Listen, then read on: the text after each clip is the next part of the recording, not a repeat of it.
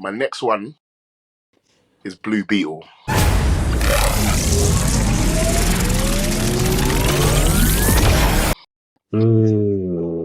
Okay. I'm down. Choice. I was surprised myself.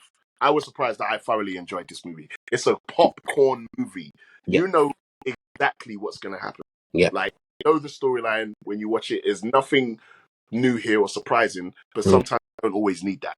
Sometimes you need an enjoyable movie that you don't have to think too hard about. It's entertaining. This film is all of that. It's very entertaining.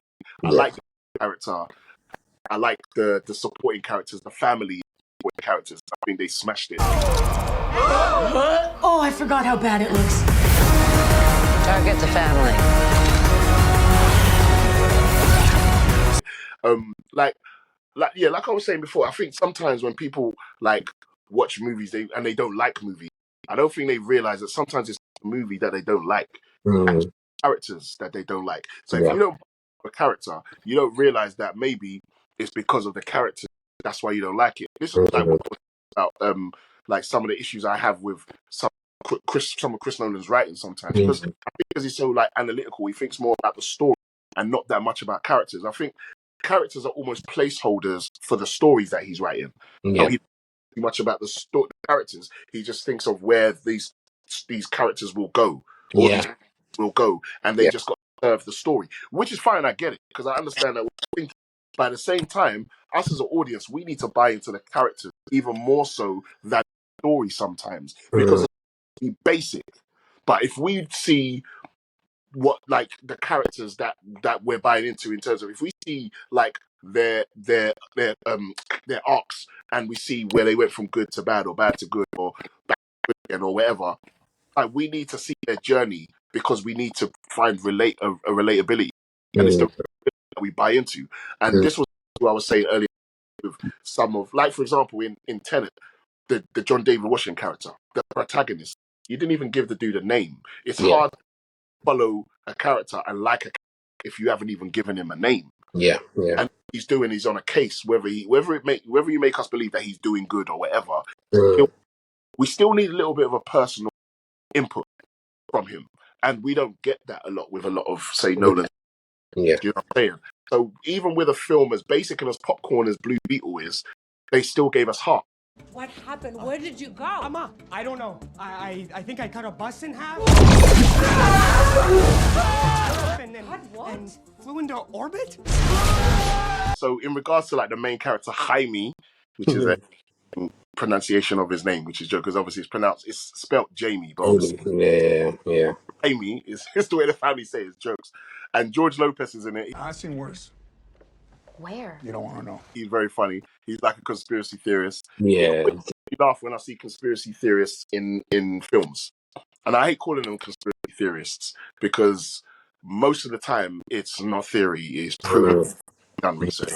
I'm one of those guys, which is why I say. So when I see these characters, I watch films and they have these conspiracy theorist films. And I was watching the film Conspiracy Theory, the old Mel Gibson, 25 years old film. I was watching it weeks ago. And it was interesting watching that film and hearing all of the conspiracy theories that the character was saying. And I was like, but none of this is theory. All of facts. I've read about them, so that's why I knew. Like, because I'm thinking, all the stuff that they make this character say, and this is what Hollywood does. They hide things in plain sight. Everybody thinks movies are just movies. A movie is never just a movie. Yeah. So when I'm watching it and I'm hearing some of the rhetoric that this character's saying, all of these things that people would deem as because obviously the character's supposed to be crazy, right? But in my mind, I'm like, no, but I've read about that, and that's actually a real thing. I've read about that. That's a real thing. Actually, there's classified documents. Because remember, after a certain amount of years, documents they get released. Yeah.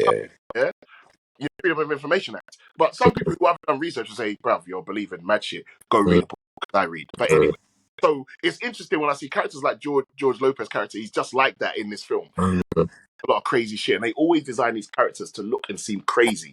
Well, but again, like I'm saying, a lot of the theory stuff that he was saying was actually true. But that's a whole other story. I love the grandma character. The grandma character is a nutcase.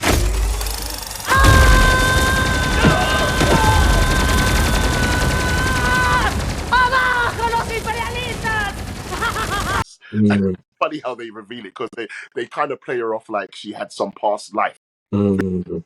Like mad. She's the one that is like when everybody's upset, when shit happens. I'm not trying to spoil any story, but she's the one that's like, okay, we can cry later, but now we need to go save.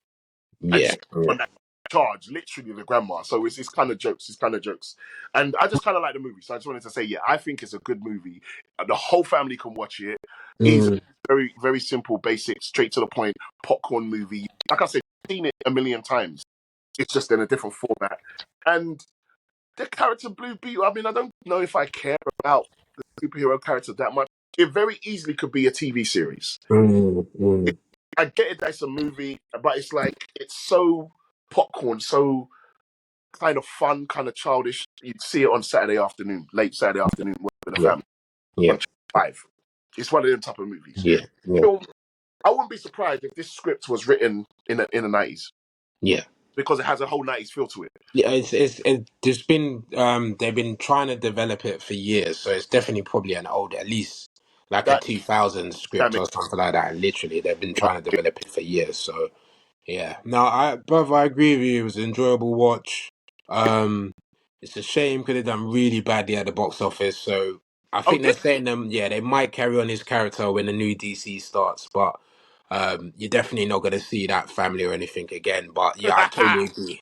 Totally agree. Dope film, dope popcorn film, good for the family. Yeah, I'm down.